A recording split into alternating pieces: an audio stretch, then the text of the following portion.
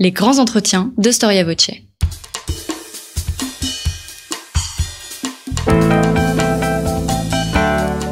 Une émission de la rédaction de Storia Voce.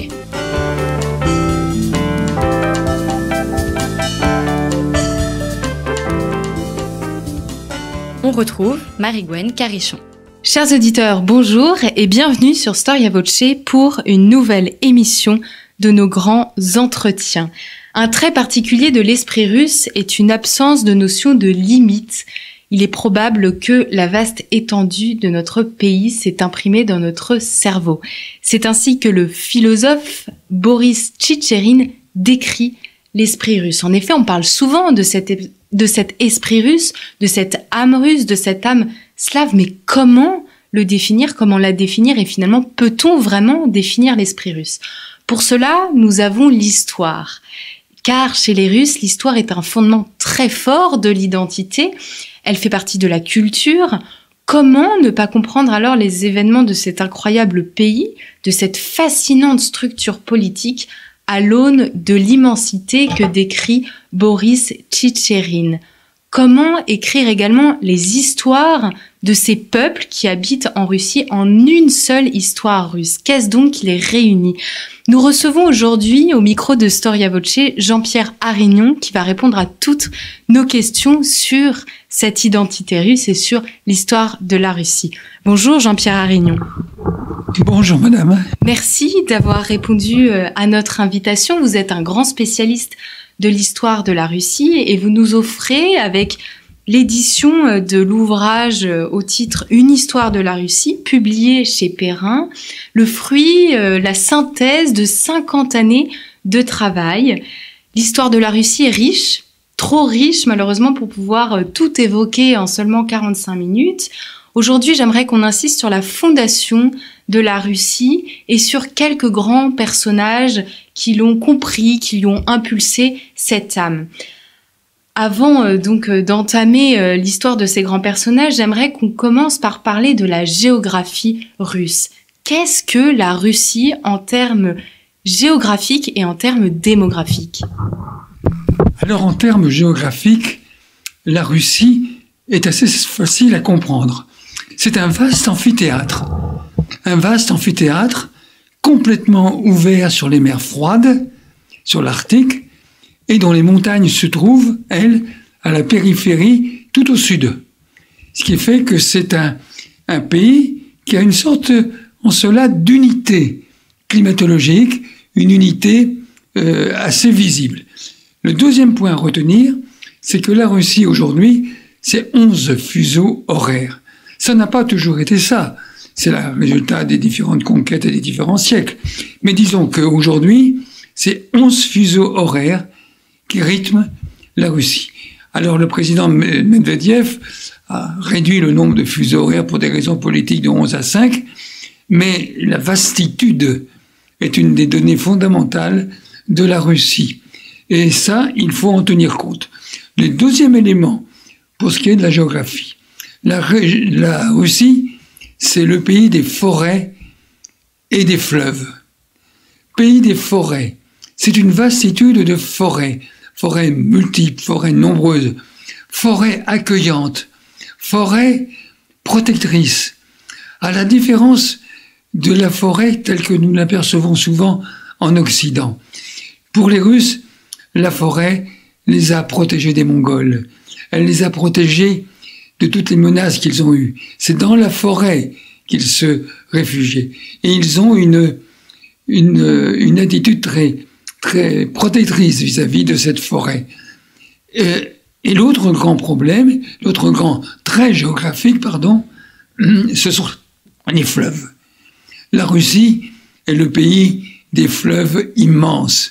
La Volga, mais le Dniepr d'abord, la Volga, puis la Lena et les autres grands fleuves sibériens, sont de fabuleuses voies de pénétration.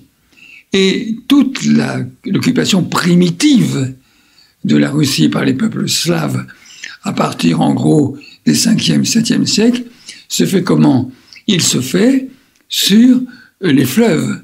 Ces populations descendent en bateau le long des fleuves installe un village à proximité, défriche un espace de culture qu'ils exploitent pendant 3-4 ans et ils vont plus loin quelques années plus tard. Donc les fleuves sont véritablement une des clés de la Russie, une des zones. La Russie, aujourd'hui, par exemple, dans le schéma de la protection des eaux, le seul pays dont on ne parle pas, c'est la Russie, parce qu'ils ont tellement d'eau qu'on ne peut pas la faire entrer dans la catégorie des pays à protéger. Quels sont les premiers peuples russes? Quand est-ce qu'on situe les premières traces humaines en Russie? Les premières traces humaines, vous les retrouvez, comme toujours, aux époques néolithiques et paléolithiques. Mais disons que pour l'historien que je suis, et pour une bonne compréhension du pays, les premières occupations de la Russie se sont faites par trois entités. Alors, une entité qui est sûrement primitive, qui est l'identité finno-ougrienne, c'est-à-dire ces peuples de Finlande qui ont occupé ces régions jusqu'à Novgorod et ces fleuves. Ces finno-ougriens étaient surtout des pêcheurs, et ça c'est très important. Ils n'ont pas des agriculteurs. Et donc ces finno-ougriens, pêcheurs, chasseurs, s'installent dans ces régions. Tout le nord de la Russie a encore des parlers, la Carélie par exemple, finno-ougriens, où on enseigne la langue finno-ougrienne. Chez nous, un des peuples qui parlent le finno-ougrien sont les Hongrois, pour vous donner une petite idée. Le deuxième groupe ethnique, il est tout à fait au sud. Ce sont les Scythes. Les Scythes qui vont venir d'Iran, qui vont s'installer tout à fait le long de la mer Noire, et qui vont occuper la partie méridionale de la Russie, et qui vont jouer un rôle très important dans la définition du panthéon des Slaves, qui vont puiser chez les Scythes un certain nombre de divinités, comme Dashbog par exemple. Enfin, troisième groupe, évidemment, les Russes, ce qu'on appelle les Russes. Alors les Russes, de quoi s'agit-il? Il s'agit de ces populations russes venues à partir du 5e, 7e siècle, du nord de la Russie, nord-ouest de Pologne, et qui vont s'implanter dans ces régions. Et ces trois groupes vont vivre, et ça c'est ce qui est intéressant, dans une sorte d'acceptation les uns des autres. Les Russes, ce sont des agriculteurs. Et ils ont besoin des Caréliens. Ils ont besoin des finno-ougriens. Donc, l'harmonie entre les deux se fait. Ils ne vont pas se combattre, ils ne vont pas s'opposer. Ce qui fait que les premiers villages, par exemple, que l'on a découverts, n'ont pas de protection, n'ont pas de fortification. Ce sont des villages ouverts. Et ceci est très important. Et vis-à-vis du Sud, eh bien, avec les Scythes et avec ces populations-là, les relations ont été à peu près identiques. Il n'y a pas eu de véritable opposition et violence entre les deux. D'abord, parce que la vraie rupture entre le Sud et le Nord, c'est la zone des steppes. Les Russes ne vont jamais dépasser une distance équivalente à 40 km au sud de Kiev. Là commence la steppe. La steppe, c'est la zone de tous les dangers. C'est la zone des populations migrantes. C'est la zone de la violence. C'est la zone de l'exploitation et de la destruction. Donc ils vont rester vers le nord, plutôt dans ces régions-là, Kiev étant d'ailleurs la capitale plus au sud. Voilà en gros les trois groupes ethniques qui vont forger ce qu'on peut appeler peut-être l'esprit russe, que je préfère au mot âme russe. Qui sont les Slaves dans tout ça? Alors, ce sont des peuples slaves, les Russes, des peuples slaves qui, jusqu'à aujourd'hui, était très particulier. Les Slaves, il ne faut pas mettre l'étymologie du mot slave avec esclave, ce qu'on en fait souvent. Non, mais avec le mot slovo, le verbe, la parole. Et les Slaves s'exprimaient entre eux dans une langue dont malheureusement nous n'avons pas conservé de traces, aussi peu que c'est très difficile à interpréter. Mais ces Slaves formaient un groupe homogène du nord de la Baltique jusqu'à Kiev, au sud de la Russie, et ils parlaient une langue commune. Et ces Slaves, se différenciaient des autres, ceux qui ne comprenaient pas les Niemiec, comme on les appelait, c'est-à-dire les Allemands, c'est-à-dire ces populations de ces régions. Et donc, par conséquent, ces Slaves sont là, population rurale, population pacifique, population travailleuse. Et c'est ça qu'il faut retenir des premières implantations dans le monde slave. Ça ne s'est pas fait par la guerre, la violence et l'exploitation. C'est-à-dire que les Slaves ont conquis une partie de la Russie? Ils sont conquis, ils se sont installés le long des fleuves. Le fleuve russe par excellence, c'est le Dniepr. C'est au long du Dniepr que va s'installer une route très célèbre, la route des Varegs aux Grecs. C'est-à-dire cette route qui unit le bassin méditerranéen à la mer Baltique, qui unit deux puissances économiques majeures, celle des Scandinaves au nord, celle des Byzantins au sud. Et ils vont s'installer le long de cette route. Et là, ils vont pratiquer des échanges, ils vont communiquer, ils vont naviguer, et du nord et du sud. Et donc les Slaves vivent là, dans cet état, je dirais, de paix acquise. Mais ça va se dégénérer, et vous savez que la date de fondation dite de la Russie de Kiev, la Kievskaya Rus, est 862, l'appel à des étrangers, des Scandinaves, pour venir ramener l'ordre dans ce pays. C'est-à-dire que les conflits commencent à naître, les petites communautés rurales à s'opposer, et va arriver le temps de pratiquer ce qu'on appelle un synocisme, c'est-à-dire un rassemblement de ces villages pour fonder une ville nouvelle, ce sera Novgorod, vers le nord. Et ceux qui vont régir ces villes, qui vont apporter le droit, qui vont leur apporter, je dirais, une sorte d'organisation, ce sont ces Varegs scandinaves qui sont sûrement des Suédois et qui vont être à l'origine de la Rousse avant d'être peu à peu assimilés par les Russes, et on le voit très très bien à travers les codes juridiques, notamment ceux de Iaroslavl. Et c'est ce qu'on appelle le fameux appel au Vareg. C'est l'appel au Vareg. On peut dire que c'est l'acte de naissance de la Russie? C'est en quelque sorte l'acte de naissance de la Russie, parce que la Russie va changer d'état.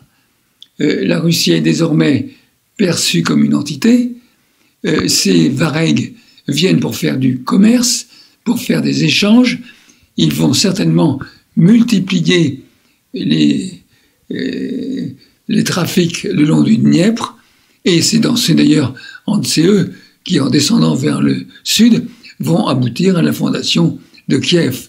Et donc, par conséquent, on voit très bien que le Dniepr est le fleuve russe. Il ne faut pas oublier que la Volga n'a été conquise qu'au XVIe siècle.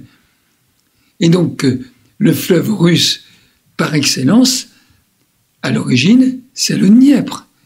Et vous comprenez les problèmes contemporains que pose l'hostilité de l'Ukraine aux Russes qui se sentent spoliés de leur histoire. Il faut bien se rendre compte de ça.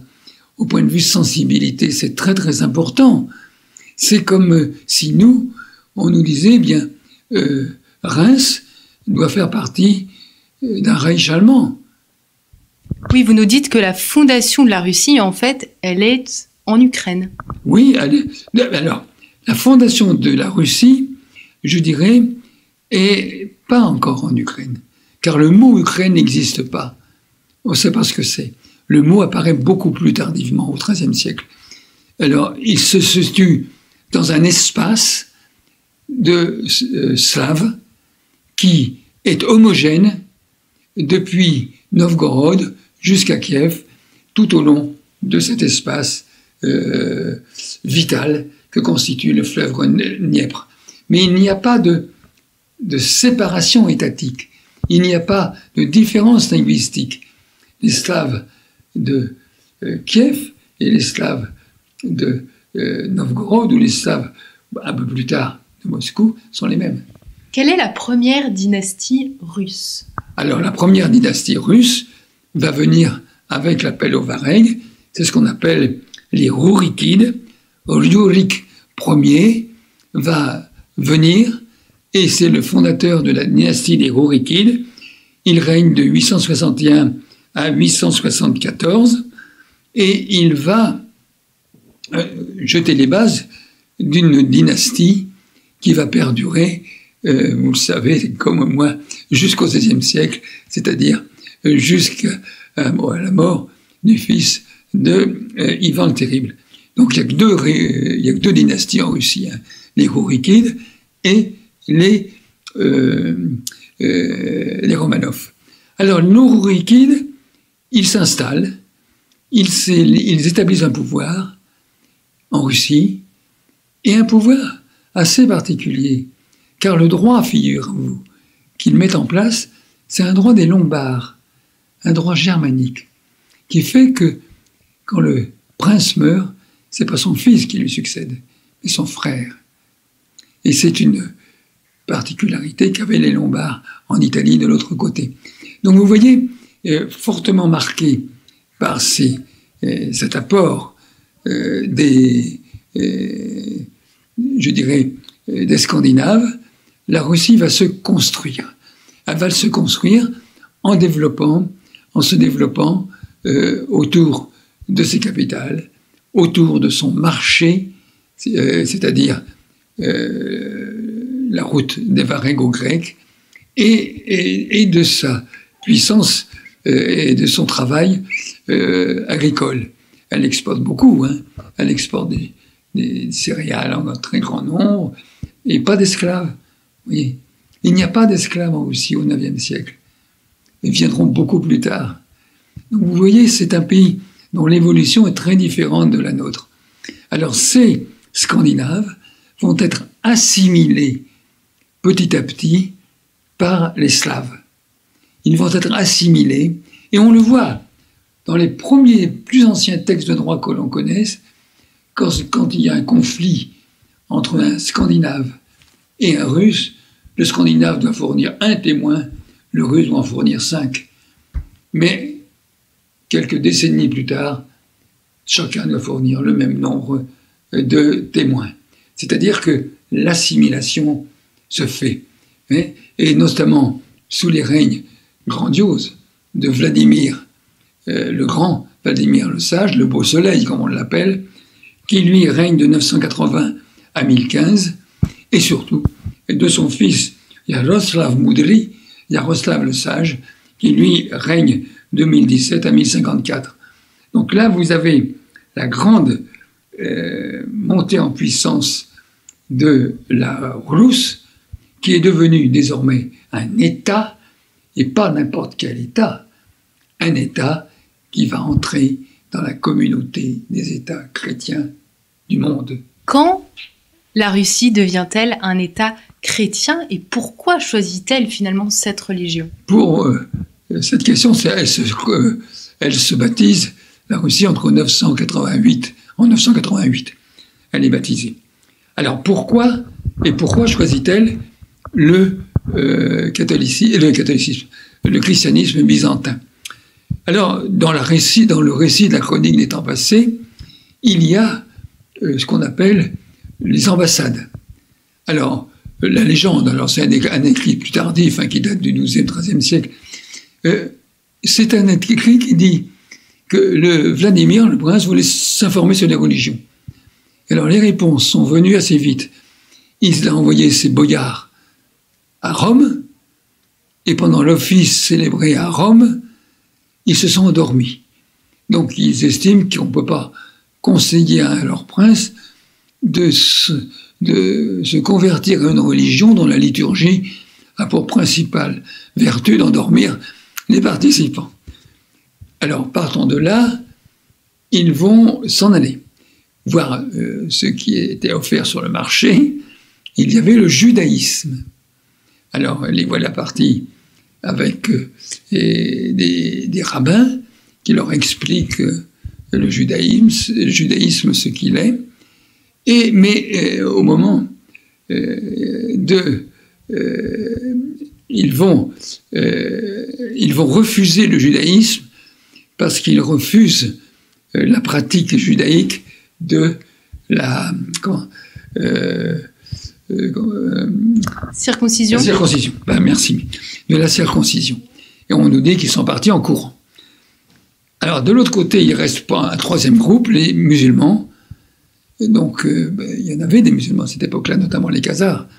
Et ils vont, qui vont se convertir au judaïsme, les Khazars. Mais les musulmans, c'est à peu près la même chose. Les Russes les rejettent à cause de la circoncision, à cause de ces pratiques religieuses. Non, le texte dit plus exactement, les musulmans interdisent le vin et les Russes aiment boire. Et ils sont fidèles à leurs ancêtres. C'était un trop grand sacrifice pour un Russe. Sacrifice. Alors finalement, ils vont à Constantinople, voir les orthodoxes. Et à Sainte-Sophie de Constantinople, ils assistent à une cérémonie dont la pompe est si prodigieuse que ces braves boyards ne savent plus s'ils sont encore sur terre ou déjà au ciel. Et c'est donc pour c'est la liturgie qui aurait emporté le choix de Vladimir. En réalité, c'est tout autre chose. Le baptême de Vladimir est lié à toute autre chose. Il est lié à quoi? Il est lié à un gros problème dans l'Empire byzantin.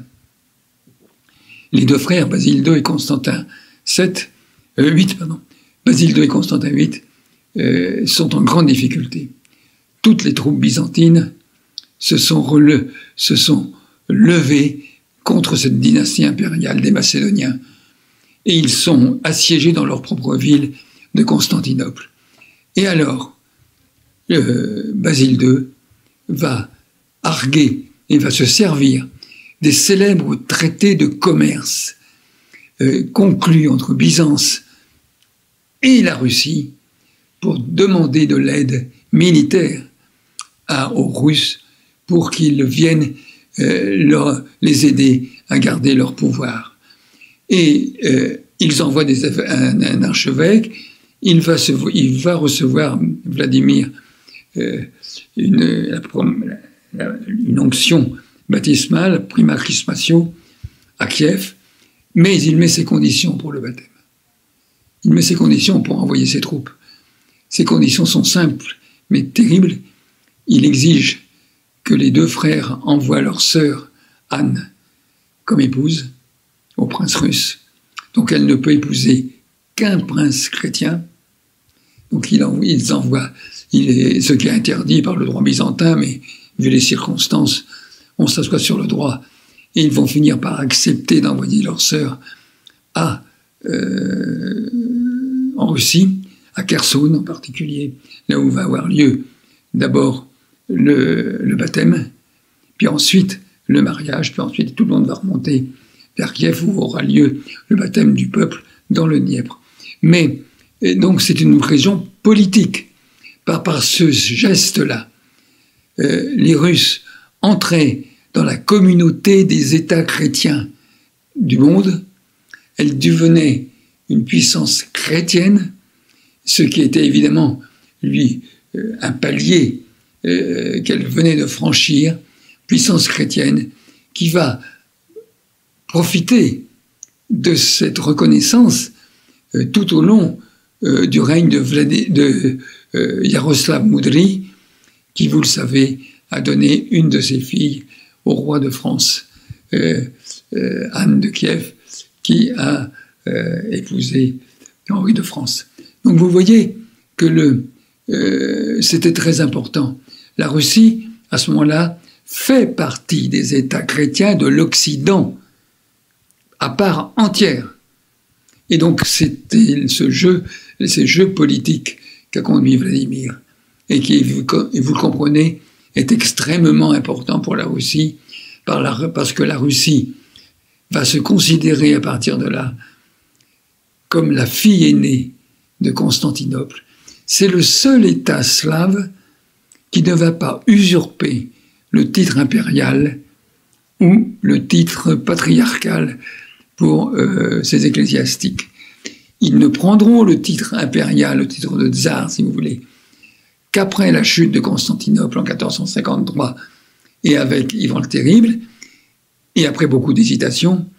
Et de même, le métropolite de Kiev deviendra patriarche de la Russie, à peu près dans la même époque, XVIe siècle. La France se considérait fille aînée de l'Église, la Russie, elle se considère comme fille de Constantinople. Voilà. Très exactement. C'est le même processus. La France, à un moment donné, au XVIIe siècle, va se considérer comme la fille aînée de l'Église. Eh bien, la Russie, elle, s'est toujours considérée comme la fille aînée de Constantinople. Et d'ailleurs, récemment, après la décision du président turc Erdogan de séculariser en partie Sainte-Sophie, Poutine et Bachar el-Assad ont eu un projet de reconstruire une petite Sainte-Sophie en Syrie. Bon, mais ceci n'est pas important, mais je veux dire, c'est pour vous donner l'importance. Toutes les églises du Xe siècle sont toutes vouées à la dévotion de la Sainte Sophie, de Sviataya Sophia. C'est-à-dire, le lien se passe. C'est je veux dire, pour bien comprendre la Russie, il faut comprendre ce que Madame Hélène Herveler a très bien démontré, le concept de transfert de la Rome antique. C'est transféré à la Rome byzantine, qui est l'héritière de la Rome antique. Et de la Rome byzantine, le transfert se fait vers la Russie chrétienne, qui est porteuse et donc de cet héritage qui est très très fort pour elle. La Russie, c'est également le pays des légendes. Avec toutes ces influences diverses, c'est tellement facile d'imaginer un nombre d'histoires, un nombre d'événements un petit peu féeriques et également des périodes d'histoire qui paraissent un petit peu plus violentes. On pense à Ivan le Terrible, mais si je me trompe pas, en russe, on ne traduit pas Ivan le Terrible, c'est une traduction française. Alors que veut dire le nom d'Ivan et pourquoi toute cette légende autour de lui? Bien, Ivan, c'est le jeune, c'est le Jean, chez nous c'est Jean, c'est la traduction que l'on donne habituellement. Alors, le terrible, le ténébreux, la meilleure traduction serait le ténébreux. Et le ténébreux, alors c'est un personnage extraordinaire, parce qu'il va jouer un rôle très important aussi. C'est lui qui va introduire le pouvoir, je dirais, autocratique. Vous savez, peu de gens l'ont remarqué, ça. Mais le pouvoir autocratique, c'est Ivan le Terrible qui va l'instaurer. Il va l'instaurer comment et quand? Eh bien, quand il quitte le pouvoir à Moscou, il se retire dans son village d'Alexandrovo. Et là, en délégation, l'Église, les paysans, les boyards, tout le monde se rend à ce village pour supplier le tsar de revenir. Et là, il dit, je veux bien revenir, mais à une condition, c'est que le pays soit divisé en deux, l'Oprichnina et la Ziemtchina. Dans l'Oprichnina, c'est-à-dire la région tout autour de Moscou, je veux là avoir la totalité des pouvoirs, faire ce que je veux, quoi que je fasse.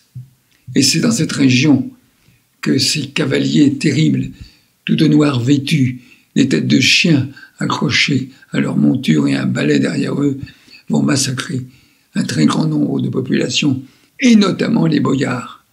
Car l'objectif, c'est de casser le boyarstvo, de casser ceux qui étaient encore des descendants des Rourikides, ceux qui étaient par les liens des nobles de naissance, et dont le prince n'était que le primus inter pares. Il n'en veut plus. Il va les détruire.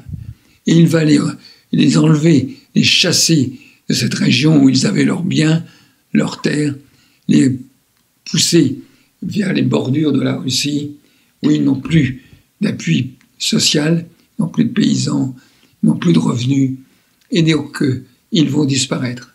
Et là naît l'autocratie. Et c'est le temps des troubles? Alors, ça va se terminer par le temps des troubles, après la mort de son fils, Théodore, où vous allez avoir ensuite le temps des troubles, bien sûr, qui va être quelque chose que Fiodor Ier meurt en 1598. De 1598, c'est le fils, qui était un débile assez profond, et qui va être remplacé par la famille du mari de sa sœur, c'est-à-dire qui va être remplacé par ceux qui vont initier le temps des troubles. Là, les familles de boyards s'écharpent entre elles. Elles s'écharpent entre elles. Pour, alors, quoi faire? Eh bien, tout simplement pour capter le pouvoir. Et personne n'y parvient.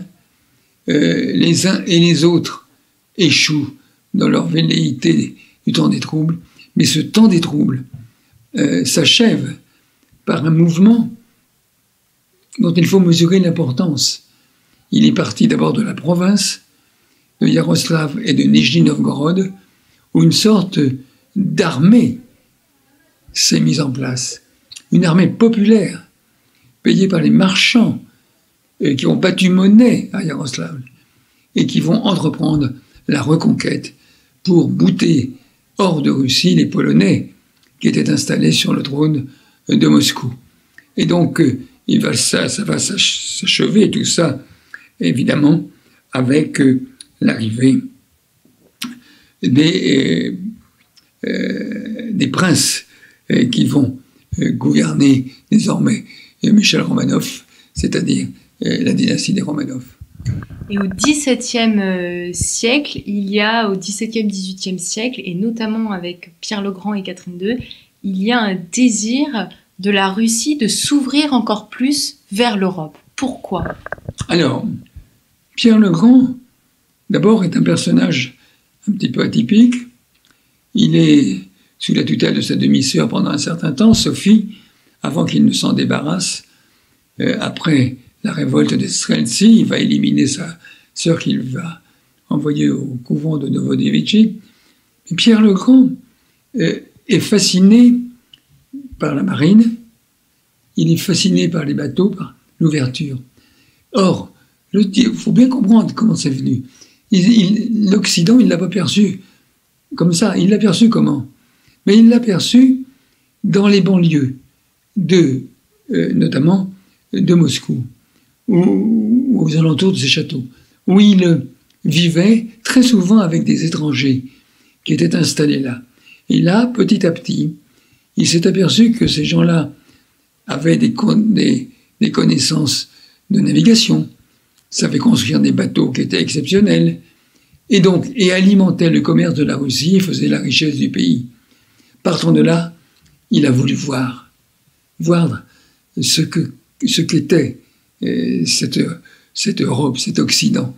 Et il a fait 2 voyages en Russie, vous le savez, 2 voyages en Occident. À chaque fois, il en a ramené beaucoup de choses intéressantes. Il a ramené notamment, il a été qualifié pour être maître de construction maritime, mais surtout, il a ouvert la Russie, car il a fait venir avec lui des Allemands, des Néerlandais, même des Français qui sont venus s'installer en Russie avec des conditions exceptionnelles, quasiment d'exterritorialité. Et ces gens-là pouvaient travailler en Russie à ce qu'ils souhaitaient, c'est-à-dire la construction des usines, la modernisation du pays à marche forcée. Et vis-à-vis du peuple russe, ça s'est très mal passé, très très mal passé, parce que ça va générer des violences inouïes. Il va couper la barbe, vous savez, des boyards à la hache. Il est coupé leur cafetan, leur vêtement traditionnel également.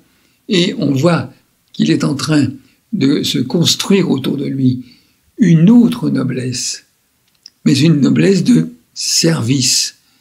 Ce n'est plus la naissance qui donne le titre, mais c'est l'inscription sur la table des rangs.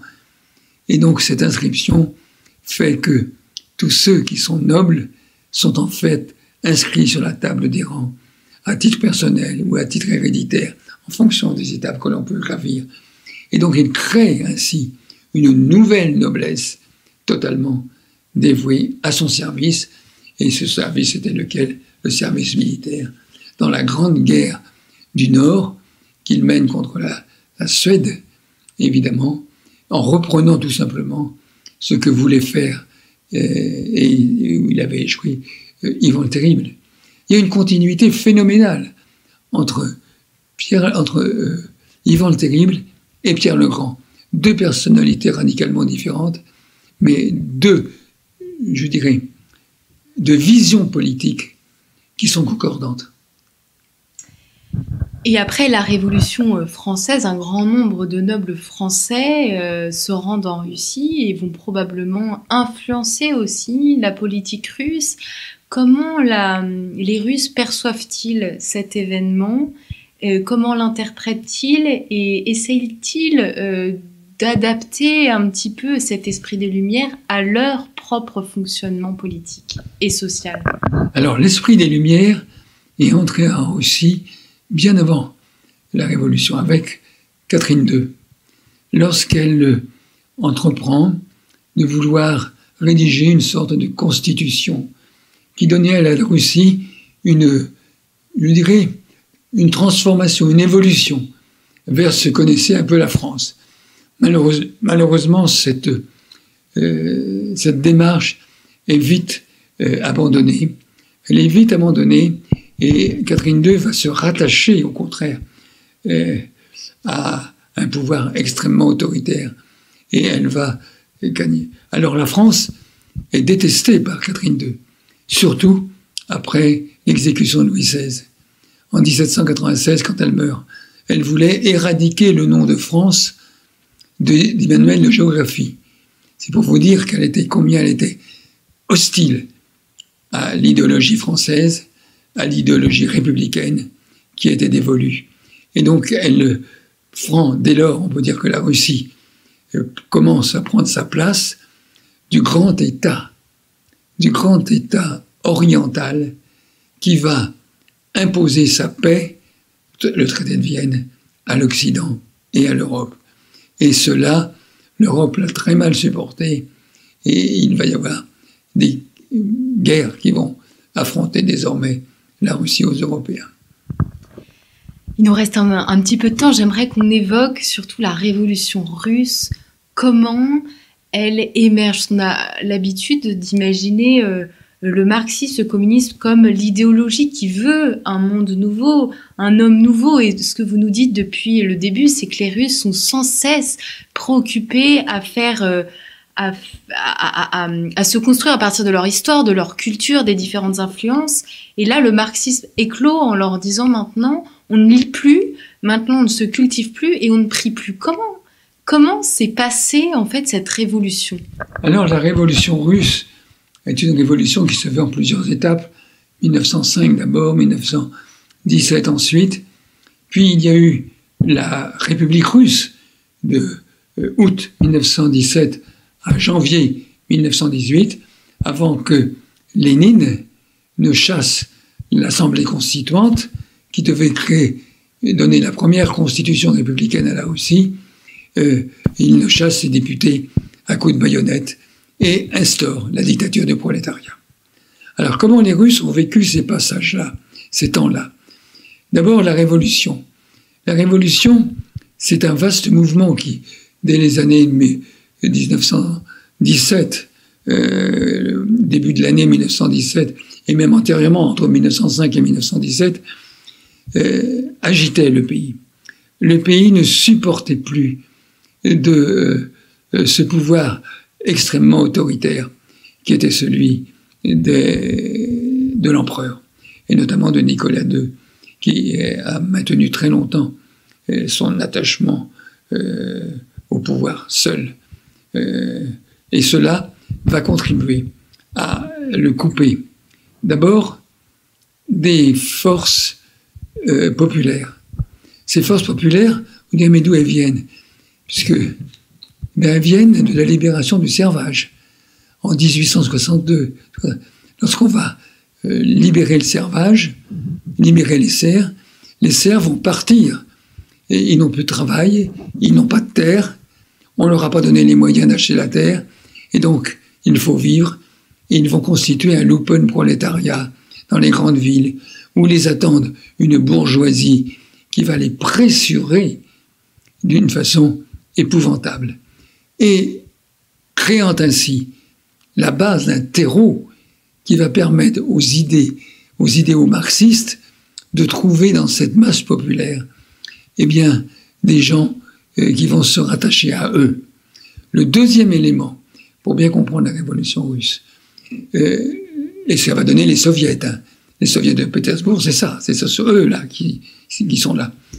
Le deuxième élément qu'il faut bien voir, c'est les effets de la Première Guerre mondiale. En 1917, les Russes ont participé à la Première Guerre mondiale de 14 à 17, et ils vont se retirer au traité de Brest-Litovsk, vous le savez, en 1918. Mais les Russes ont perdu plus d'hommes que les France dans les combats de la Première Guerre mondiale. Vous vous rendez compte ce que ça veut dire? Des millions d'hommes, et en particulier, ont disparu dans les combats de cette époque-là. L'essentiel des troupes, qui étaient les troupes impériales. Il n'y a plus de troupes impériales. Et donc, par conséquent, à la fin de l'année 17, juste avant que le traité, que Lénine impose la négociation du traité, il n'y a plus de troupes. Et on est obligé de mobiliser des ouvriers de ces soviets qui vont générer dans l'armée, avec l'appui de ce qu'on appelle le décret de Dénikine, soviétiser l'armée, plus de grades, plus de salut, autorité à la base, etc. Et donc, par conséquent, l'armée russe impériale n'existe plus. Troisième élément, une grande partie qu'il faut bien voir de l'intelligentsia russe, des années, là je vous parle, 1917, début 17, jusqu'à la prise du palais d'hiver, si vous voulez. L'intelligentsia russe a collaboré totalement avec Lénine. Il n'y a pas eu un seul poète qui ait manqué au soutien de la révolution russe. Ils ont cru que cette révolution propre au peuple russe, au peuple slave, allait lui donner l'occasion de générer une société plus juste, plus égalitaire, plus dynamique. Et cela, ils ont même tenté de la matérialiser. Dans le livre, je parle de la tour Tatlin. Eh bien, c'est cette tour qu'ils ont voulu construire, plus haute que la tour Eiffel chez nous. Ils n'ont pas réussi à la construire. Mais qui était ancrée dans le sol. Les idées venant de la base étaient formées au premier étage par des conseils, étaient décidées au deuxième étage, et au troisième étage était annoncé au monde entier ce que le socialisme apportait à toute l'humanité. Donc ils ont vu dans cette révolution-là une espérance phénoménale qui les a séduits, qui les a ralliés pour ensemble construire une société neuve, nouvelle, qui correspondait à leur espérance. Malheureusement, en janvier 1918, Lénine a cassé la constituante, supprimé la révolution, la République de Russie, et est née, bien sûr, la dictature du prolétariat. Tout ça était fini, et on entre dans une période, là, d'opposition très forte, avec petit à petit les intellectuels ou vont chercher à quitter le pays, ce qu'ils vont pouvoir faire tant que Lénine est là jusqu'en 1923. Mais ils vont surtout abandonner, eux aussi, en partie, ces espérances qui étaient le fondement même de leur adhésion à la Russie. On peut dire que les Russes sont des idéalistes. Ce sont des idéalistes. Les Russes sont de même qu'ils étaient. Ils ont adopté le christianisme de Byzance, qu'ils ont mélangé d'ailleurs avec du christianisme païen, avec du paganisme. On dit souvent qu'ils ont une double foi, vous voyez. Mais les Russes aspirent souvent à créer quelque chose de neuf, quelque chose de beau. Et là, le début de la Révolution est pathétique quand vous lisez les textes des journaux en particulier, de voir cet enthousiasme qu'ils développent. Des gens comme Mayakovsky et compagnie, pour voir ce qu'ils disent, comment les hymnes à Lénine, etc. Tout ça pour créer un monde universel qui s'adresse au monde entier. Et ça, c'est très typique de la Russie. Merci beaucoup Jean-Pierre Arignon de nous avoir partagé un morceau d'histoire de Russie. Il nous faudrait encore des heures et des heures pour évoquer tout votre ouvrage. Je rappelle le titre, Une histoire de la Russie, publié aux éditions Perrin tout récemment. Merci à vous, chers auditeurs, pour votre écoute, pour votre fidélité, et je vous dis à très bientôt pour une nouvelle émission de nos grands entretiens.